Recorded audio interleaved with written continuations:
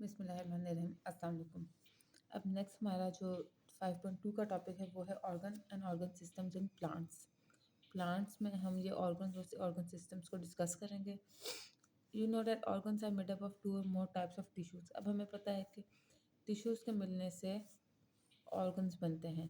Organised to serve a particular function, एक इनका specific काम होता है।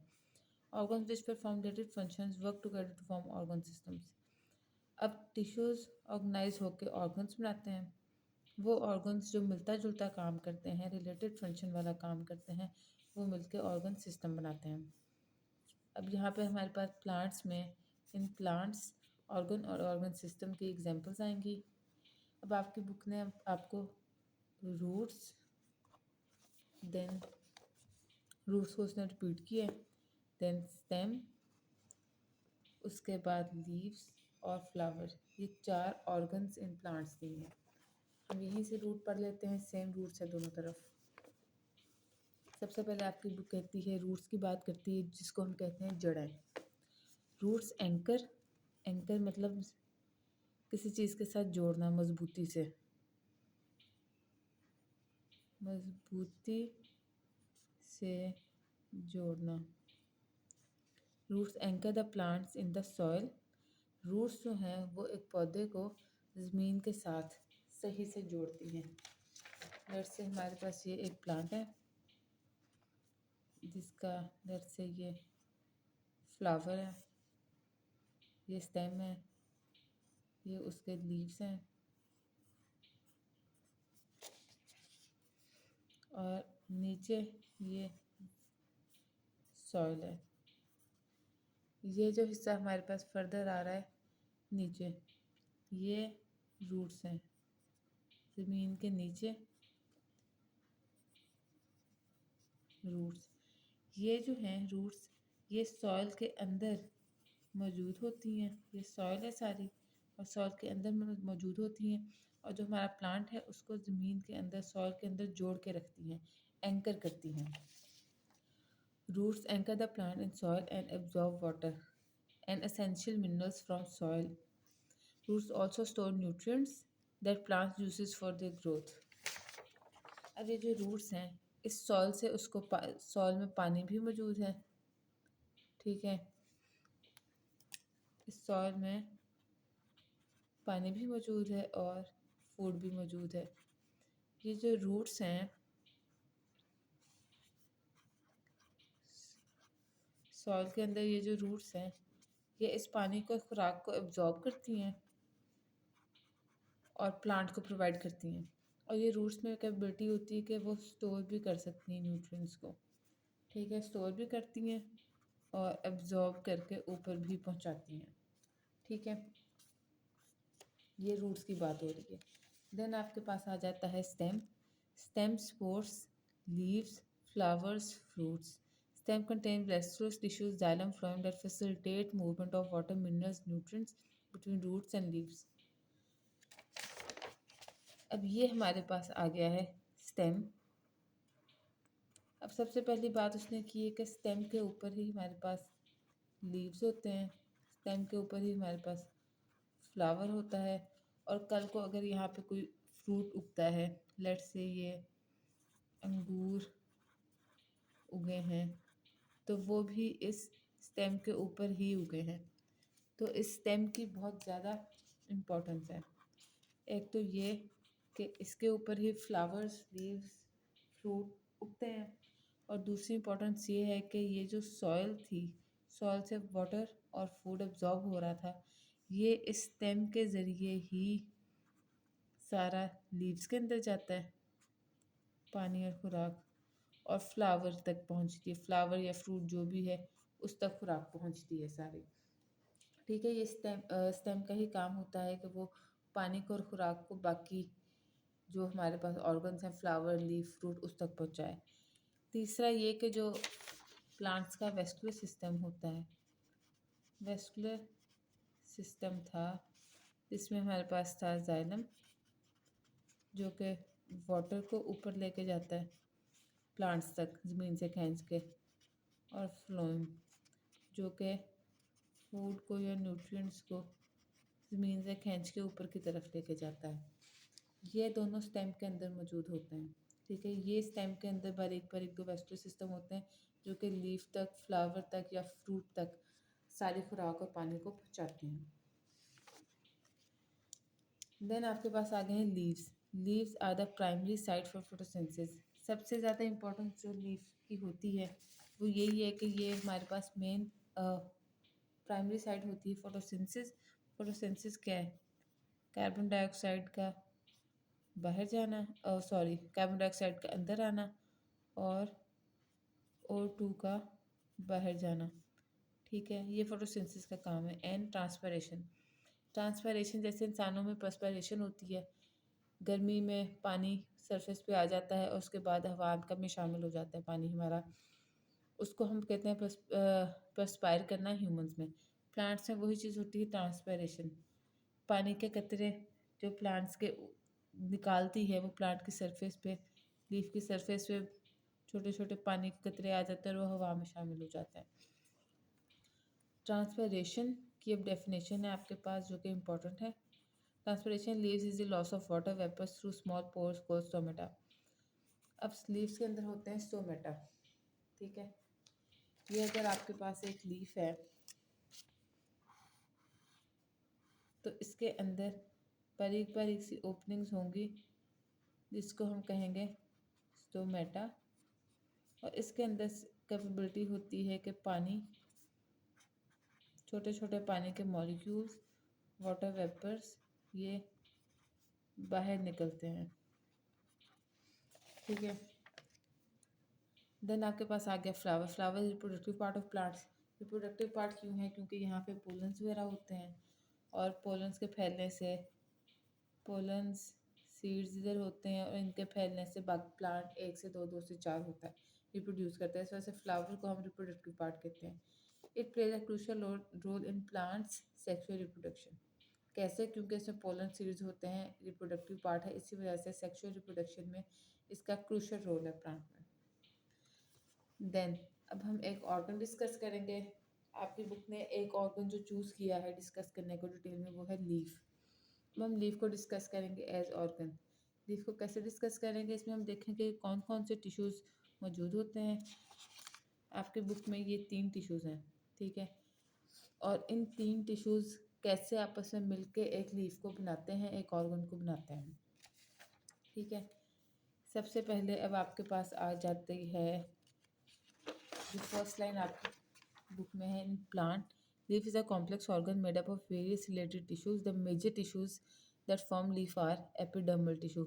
एपिडर्मल हमने कहा था कि सरफेस पे या आउटर मोस्ट लेयर होती है। ठीक है, epidermal tissue is the outer most layer of leaf is made up of epidermal tissues या एपिडर्मस। अब इसके दो हिस्से होते हैं, अपर एपिडर्मस, ठीक है, the upper epidermis is usually covered by a waxy cuticle which reduces the water loss and protection. अब ये जो आपके पास क्यूटिकल होता है ना, वैक्सी क्यूटिकल, ये आपके पास एपिडर्मस आ गया। एपिडर्मस के दो हिस्से हैं, अपर एपिडर्मस एंड लोअर एपिडर्मस। आपकी बुक कहती है कि अपर एपिडर्मस के पास होता है क्यूटिकल जो कि वैक्स, आप सबको पता होगा वैक्स की एक फॉर्म है। ठीक है, it is covered by waxy cuticle, ये वैक्स की ही एक फॉर्म है। Which reduces water loss, provides protection.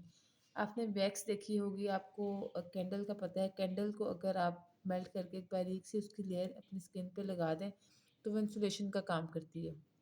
वो ना कोई जो वाटर लॉस होगी वो होने देगी और आपकी स्किन को प्रोटेक्ट करेगी। ठीक है, इसी तरह से प्लांट्स में जो क्यूटिकल होता है वो एक वैक्सी सब्सटेंस होता है जो कि पानी के लॉस को कम करता है और प्रोटेक्शन प्रोवाइड करता है। ठीक है, अब वैक्सी क्यूटिकल के क्या काम है?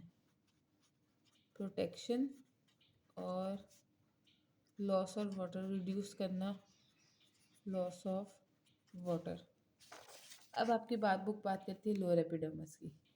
इन the lower epidermis also contain guard cells. Between two guard cells there is a tiny pore called stomata stomata controls gas exchange and the loss of water vapours. अब ये लाइन सारी कैसे आपने समझनी है। जो आपका लोअर एपिडर्मिस है, इसमें क्यूटिकल था, अपर में, लोअर में है गार्ड सेल्स।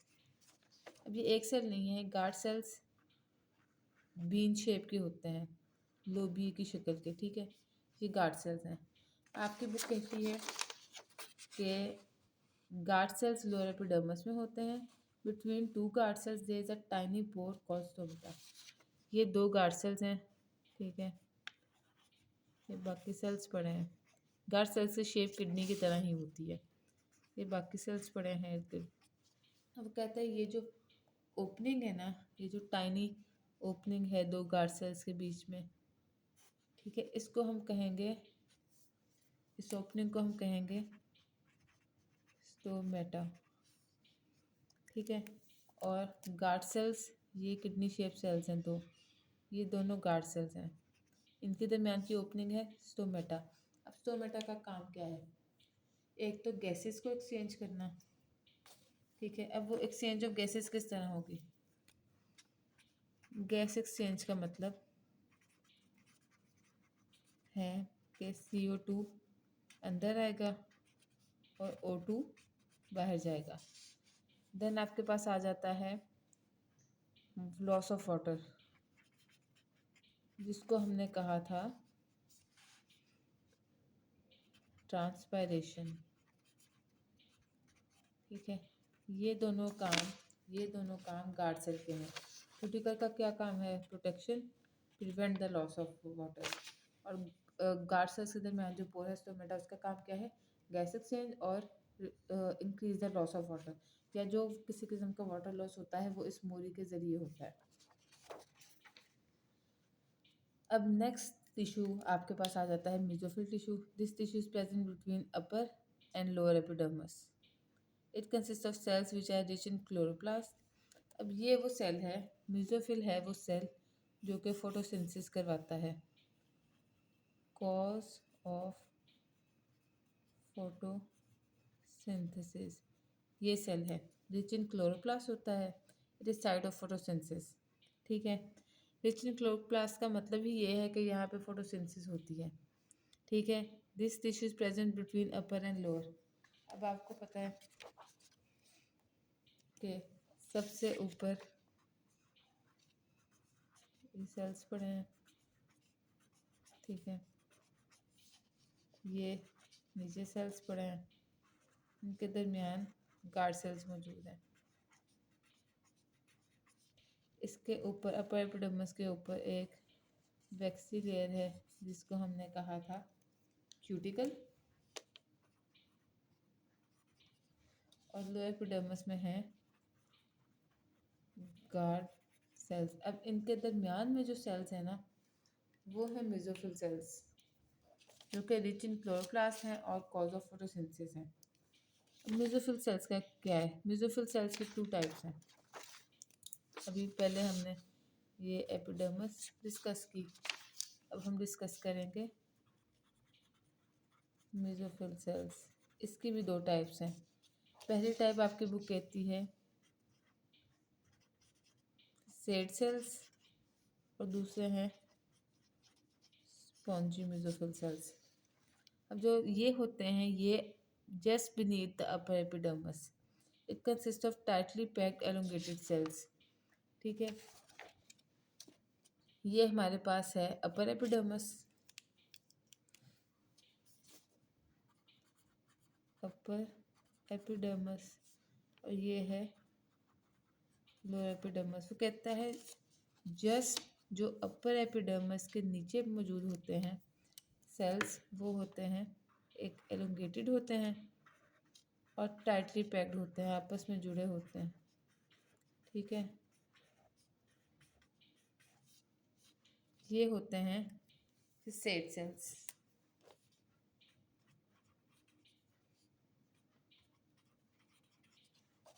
ठीक है। और जो स्पॉन्जी सेल्स होते हैं, ये सेड सेल्स के नीचे होते हैं, composed of loosely arranged cells with air spaces between them. These air spaces facilitate diffusion of gases through leaf. अब ये जो नीचे सेल्स होते हैं ना, स्पॉन्जी सेल्स, ये लूज आपस में पड़े होते हैं, दूर दूर पड़े होते हैं, इतने करीब नहीं होते। लेबलिंग सारी मैं रेड से कर रही हूँ, डायग्राम में बना रही हूँ ब्लैक से। ये स्पॉन्जी सेल्स हैं और ये दोनों मिलके बनाते हैं मेसोफिल टिश्यू। ये एपिडर्मल टिश्यू के बाद मेसोफिल टिश्यू आ गया। ये प्लेसेट सेल्स और स्पॉन्जी सेल्स मिलकर बनाते हैं। इनके दरमियान एयर स्पेसिस होती है और उसका मकसद ये होता है कि एक्सचेंज हो सके गैस, डिफ्यूजन ऑफ गैस हो सके। प्लेसेट सेल्स का मकसद होता है फोटोसिंथेसिस और स्पॉन्जी सेल्स का मकसद होता है डिफ्यूजन। अब मेसोफिल टिश्यू हो गया हमारा डिस्कस सारा। अब लास्ट पे आ गया vascular tissue. This tissue is located in midrib and veins of leaf. It is called complex tissue because it consists of two tissues, xylem tissue, phloem tissue. अब ये जो वेस्कुलर टिश्यू आ गया आपके पास and पे, ठीक है। मेसोफिल और epidermal tissue जो था वो सेम डायग्राम में डिस्कस हो गया। अब हमारे पास आ गया है वेस्कुलर टिश्यू। इसके भी हमारे पास 2 टाइप्स हैं, xylem एंड phloem। अब वो कहता है कि ये जो 2 टिश्यूज़ हैं ना, ये मिलके वेस्कुलर टिश्यू बनाते हैं। अब जो जाइलम होता है ना, ये रिस्पॉन्सिबल होता है पानी और खुराक, मिनरल्स, मादनियात, इनकी ट्रांसफ़र करता है स्टेम से होता है रूट से स्टेम, स्टेम से लीफ तक लेके आता है। और जो हमारे पास फ्लोएम होता है ना, वो रिस्पॉन्सिबल होता है एनर्जी, शुगर, मतलब फूड के लें, शुगर का फूड के लें, वो लेके आता है फूड को from leaf to phloem stem of stem, ठीक है। अब आपने ये बात जहन में रखनी है कि सारे मादनियात और पानी नीचे से ऊपर जा रहा है, ठीक है। जाइलम ज़मीन से ऊपर की तरफ लेके आ रहा है, ठीक है। The xylem tissue of leaf conducts water minerals from xylem of stem, stem से टू लीफ सेल्स। अब बात हो रही है जब फ्लोएम टिश्यू की, वो कह रहे हैं transport the products of photosynthesis from leaf cells to phloem of stem. अब मकसद क्या है फ्लोएम का? फ्लोएम लीफ से स्टेम तक लेके जा रहा है और जाइलम जो है वो स्टेम से लीफ तक लेके आ रहा है। फ्लोएम शुगर लीफ से स्टेम तक भेज रहा है, जाइलम ज़मीन से सारे पानी और खुराक लेके आ रहा है लीफ तक। लीफ पानी की मौजूदगी में और मिनरल्स की मौजूदगी में, मादनियात की मौजूदगी में फोटोसिंथेसिस का प्रोसेस करता है। फोटोसिंथेसिस के प्रोसेस में क्या चीज़ें बनती हैं? शुगर बनती है और O2 बनती है। O2, ये अगर मैं आपको बताऊं कि ये आपके पास एक प्लांट है, ये स्टेम है, ठीक है। ये आगे एक ये मिडरिप होती है लीफ की, ये मिडरिप होती है लीफ की, ये हैं उसकी वेन्स। ये जो वेस्कुलर सिस्टम है ना, ये इसमें होता है। उसको फर्दर ऊपर ले जाएं तो ऊपर आप समझ लें कोई फ्रूट पड़ा है ऊपर, ये हम ड्रॉ करने की जगह लिख देते हैं। अब ब्लैक से मैं आपको बताती हूँ, नीचे से स्टेम पानी और मादनियात, मिनरल्स स्टेम से लेके आया है लीफ तक, ठीक है। अब यहाँ से आपको पता है कि फोटोसिंथेसिस के लिए सनलाइट ज़रूरी है, तो ऊपर से सनलाइट मिल गई, ठीक है, और पानी मिल गया, तो बनता क्या है फोटोसिंथेसिस से? ये लीफ के अंदर हुई फोटोसिंथेसिस। फोटोसिंथेसिस को मैं ग्रीन से लिख रही हूँ क्योंकि फोटोसिंथेसिस में जो क्लोरोफिल होता है वो ग्रीन कलर का ही होता है। फोटोसिंथेसिस से क्या प्रोडक्ट्स बनते हैं? O2, और ये जो आपके पास होती है CO2, ये भी हवा से ही अंदर जाती है। सनलाइट और CO2 पानी नीचे से आ गया, ठीक है, सनलाइट CO2 ऊपर से, पानी नीचे से आ गया। अब फोटोसिंथेसिस के बाय प्रोडक्ट्स क्या होते हैं? O2 और दूसरा शुगर। अब आपको पता है लीफ के अंदर ही गैस एक्सचेंज हुआ। ये जो O2 थी,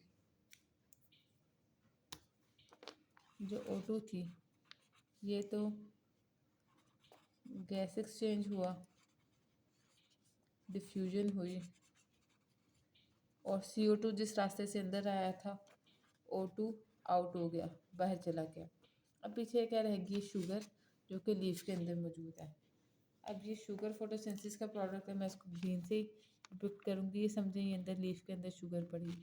अब खुराक की ज़रूरत, शुगर की ज़रूरत, ताकत की ज़रूरत तो पूरे प्लांट को है। तो ये शुगर इसी वेन्स और मिड रिब से ट्रेवल करती हुई इधर फ्लोएम में जाएगी, ठीक है। तो जो जाइलम होता है वो पानी और मिनरल्स को नीचे से ऊपर लेके आता है लीफ तक, और जो फ्लोएम होता है वो खाने को लीफ से लेके जाता है स्टेम तक। फिर आगे स्टेम डिसाइड करता है कि ये शुगर नीचे जानी है, फ्रूट्स को ज़रूरत है, प्लांट को ज़रूरत है, लीफ को ज़रूरत है, फ्लावर को ज़रूरत है। ये फ्लोएम डिसाइड करता है। ये ग्रीन से वेस्कुलर सिस्टम फ्लोएम है और फोटोसिंथेसिस का अमल है, और ब्लैक से है जाइलम। इसको एक कॉम्प्लेक्स सिस्टम कहते हैं क्योंकि side by side opposite direction में दोनों चीज़ें चल रही होती हैं। आई होप आपको ये कॉन्सेप्ट समझ आ गया होगा। नेक्स्ट हमारे पास आ गई है डायग्राम। डायग्राम में अगर आप देखें कि ये लीफ की वेन्स हैं और इधर दरमियान वाली पत्ती को हमने कहा है मिडरिब। अब अपर एपिडर्मिस के सेल्स के ऊपर क्यूटिकल होती है जो कि वैक्सी लेयर होती है, प्रोटेक्शन प्रोवाइड करती है। अपर एपिडर्मिस फिर टाइटली पैक्ड एलोंगेटेड सेल्स होते हैं जो कि फोटोसिंथेसिस करवाते हैं। स्पंजी सेल्स होते हैं जो कि लूजली आपस में अटैच्ड होते हैं, टाइटली नहीं होते, और ये डिफ्यूजन का प्रोसेस करते हैं, गैस एक्सचेंज का प्रोसेस करते हैं। फिर लीफ के अंदर ये जाइलम और फ्लोएम आ रहा होता है। ऊपर जाइलम है, ये नीचे फ्लोएम है। जाइलम पानी और मिनरल्स लेके आ रहा है, और फ्लोएम खाना, शुगर जो है वो लीफ से बाहर लेके जाएगा, ठीक है। आउट करता है फ्लोएम, और जाइलम इन करता है, अंदर लेके आता है लीफ की चीज़ें। ये लोअर एपिडर्मिस आ गई। लोअर एपिडर्मिस में आपको पता है गार्ड सेल्स हैं, गार्ड सेल्स की ओपनिंग को कहते हैं स्टोमेटा। अब आपके पास आ जाता है ऑर्गन सिस्टम इन प्लांट्स। अब प्लांट्स के ऑर्गन सिस्टम को हम डिस्कस करेंगे। An organ system consists of organs that work together to perform essential functions. अब ज़रूरत के हिसाब से फंक्शंस परफॉर्म करने के लिए जो ऑर्गन्स आपस में इकट्ठे काम करते हैं वो मिलकर ऑर्गन सिस्टम बनाते हैं। Unlike animals, plants are stationary organisms, so they organ systems are less complicated. अब ह्यूमंस में, एनिमल्स में ऑर्गन सिस्टम बहुत ज़्यादा कॉम्प्लिकेटेड होते हैं। उसकी वजह यही है कि ह्यूमंस में और एनिमल्स में जो ऑर्गन सिस्टम्स हैं वो चलते, क्योंकि हमारी मूवमेंट ज़्यादा है एनिमल्स की, ह्यूमंस की, तो इस वजह से ऑर्गन सिस्टम कॉम्प्लिकेटेड है। लेकिन प्लांट्स क्योंकि स्टेशनरी होते हैं, मतलब एक ही जगह पे होते हैं, एक ही जगह पे स्टेट ऑफ रेस्ट में होते हैं, एक ही जगह पे रहते हैं, मौजूद, हिलते नहीं हैं, तो उनका complex, less complex organ system है। Plants have two main organ system, root system, shoot system, ठीक है। अब दो ऑर्गन सिस्टम्स हैं प्लांट के, रूट और shoot. Root system consists of roots in which anchor plants to soils, absorb water, source needed for soil, and in some cases store food. ये वही कुछ है जो हमने रूट्स के टॉपिक में, वही लाइन है जो रूट के टॉपिक में डिस्कस भी की हैं। Shoot system includes stems, branches, leaves, and flowers and fruits formed from flowers. These organs work to enable the processes like photosynthesis and reproduction. जहाँ फ्लावर आएगा वहाँ रिप्रोडक्शन होगी। फोटोसिंथेसिस का अमल हर प्लांट में होता ही होता है। अब आपने जो एक बेसिक चीज़ याद रखनी है ना, वो आपने रखनी है कि प्लांट्स के ऑर्गन सिस्टम को डिफाइन किया गया है रूट और शूट सिस्टम में। ये उनके पास एक सेंटर लाइन है जो कि अर्थ की सरफेस है, जिसको हम कहेंगे कि जी ये मिट्टी है, ये सॉइल स्टार्ट होगी। सॉइल का नीचे का जो हिस्सा है ना, सारा रूट्स हैं, फिर बारीक बारीक सारी, ये सारे को सिस्टम को हम कहेंगे रूट सिस्टम। और जो कुछ ऊपर है ना, जो ज़मीन से ऊपर आपको नज़र आ रहा है, वो है सारा शूट सिस्टम। ये स्टेम आ जाते हैं, फिर ये लीफ आ जाते हैं, फिर लीफ के अलावा कोई फ्लावर्स जो हैं अगर, तो वो भी शूट सिस्टम है। फिर अगर कोई लेट्स से कोई फल लगा हुआ है, कोई फ्रूट लगा हुआ है, तो वो भी शूट सिस्टम में आता है। तो ये जो अबव ग्राउंड सारा सिस्टम है, ये है शूट सिस्टम, और जो बिलो ग्राउंड है वो है रूट सिस्टम। ये चीज़ आपने से याद रखनी है कि प्लांट्स में दो सिस्टम है, रूट और शूट। जो कुछ ज़मीन के नीचे है वो रूट सिस्टम है, जो कुछ ऊपर है वो शूट सिस्टम है। अगर आपके बुक में मौजूद हम डायग्राम को देखें तो वो भी ये बता रही है, ये रूट सिस्टम, ये शूट सिस्टम। रूट सिस्टम में रूट्स आ जाती हैं जो कि एब्जॉर्ब करती हैं वाटर मिनरल को और इनको स्टोर भी करती हैं। देन स्टेम आ जाते हैं, प्लांट को सपोर्ट करते हैं। फ्रूट जो है वो सीड्स को प्रोटेक्ट करता है। लीफ है तो वो फोटोसिंथेसिस करता है, और फ्लावर जो है वो रिप्रोडक्शन करता है। ये इन चारों के मेन एक एक लाइन में, एक एक वर्ड में इनफैक्ट काम लिखते हैं। फ्लावर का काम है रिप्रोडक्शन करना, लीफ का काम है फोटोसिंथेसिस करना, फ्रूट का काम है सीड्स को प्रोटेक्ट करना। आपने देखा होगा कि बेशतर 80-90%, 99% बल्कि फ्रूट्स ऐसे होते हैं जिनको आप खोलो तो अंदर से सीड्स निकलते हैं। क्यों? क्योंकि फ्रूट का काम ही सीड को प्रोटेक्ट करना है। वो सीड को प्रोटेक्ट कर रहे हैं जो कि कहीं ना कहीं प्रोड्यूस प्लांट को करने में इन्वॉल्व होता है, जिसके पास सारा जेनेटिक कोड होता है कि ये प्लांट कैसे बना, इसको कैसे दोबारा बनाना है, वो सारा कुछ सीड के पास होता है। उसको प्रोटेक्ट करता है फ्रूट। स्टेम सपोर्ट देता है प्लांट को, और रूट्स खुराक और खाना और पानी ज़मीन से लेके आते हैं। तो ये हमारे पास रूट और सिस्टम हो गया प्लांट्स का। हमारा 5.2 का टॉपिक यहाँ पे कवर होता है, कंप्लीट होता है। नेक्स्ट हम ऑर्गन और ऑर्गन सिस्टम डिस्कस कर सकते हैं, करेंगे हम अपने नेक्स्ट लेक्चर में। अगर आप एक दफ़ा रिवाइज करना चाहें नोट से तो हम कर सकते हैं। ये है organ and organ system in plants. सबसे पहले रूट्स थे, ये अंडरग्राउंड होते हैं, एंकर करते हैं, एब्जॉर्ब करते हैं, स्टोर करते हैं। ये इसके काम हैं। अब स्टेम्स के क्या काम है? सपोर्ट करना, ठीक है, और इसके अंदर वेस्कुलर सिस्टम होता है। देन लीफ का क्या काम है? फोटोसिंथेसिस, ट्रांसपिरेशन, ये लीफ का काम है। फ्लावर का काम है रिप्रोडक्शन। कौन सी? Sexual reproduction. ये रिप्रोडक्टिव पार्ट ऑफ प्लांट है और सेक्सुअल रिप्रोडक्शन होती है। अब लीफ एज ऑर्गन को अगर हम देखें तो अगेन एपिडर्मल टिश्यू, अपर एपिडर्मस, उसमें क्यूटिकल आ जाती है। लोअर एपिडर्मस में गार्ड सेल्स आ जाते हैं। गार्ड सेल्स की ओपनिंग को हम कहते हैं स्टोमेटा। इनका डिफरेंस इंपॉर्टेंट है। देन मेसोफिल टिश्यू में आ जाती है, एक तो इनमें क्लोरोप्लास्ट होती है, साइटोफोटोसिंथेसिस होते हैं। पेरिसेट्स जो सेल्स होते हैं वो अपर एपिडर्मिस के बिल्कुल नीचे होते हैं, टाइटली पैक्ड होते हैं। स्पॉन्जी सेल्स जो होते हैं वो पेरिसेट सेल्स के नीचे होते हैं और लूजली अरेंज होते हैं। और इनका काम क्या है? लूजली अरेंज होने का मकसद क्या है? कि ये डिफ्यूजन का प्रोसेस परफॉर्म करते हैं। एंड पे आपके पास आ जाता है वेस्कुलर टिश्यू। अगेन ये जो लोकेटेड होता है वो मिडरिप एंड वेन्स। ये प्लांट की लीफ की मिडरिप, और ये वेन्स, और ये है एक लीफ, ठीक है। अब इसमें दो कॉम्प्लेक्स टिश्यूज हैं, जाइलम फ्लोएम। जाइलम खाना और मिनरल्स रूट से स्टेम से लीफ तक लेके जाता है, और फ्लोएम लीफ से खाने को, बने हुए खाने को, शुगर्स को स्टेम तक लेके आता है। ऑर्गन सिस्टम इन प्लांट्स में दो मेन ऑर्गन है, root system, shoot system. Root जो है वो एंकर करता है, एब्जॉर्ब करता है, स्टोर करता है। शूट सिस्टम में जो ज़मीन के ऊपर stem, branch, leaf, flower, fruit आ जाते हैं, ये सब कुछ शूट सिस्टम का हिस्सा है। इनका काम है फोटोसिंथेसिस करना और रिप्रोडक्शन करना। यहाँ पे अब हमारा 5.2 टॉपिक कंप्लीट होता है। नेक्स्ट वीडियो में हम इंशाल्लाह 5.3 organ and organ system in humans discuss करेंगे। Thank you.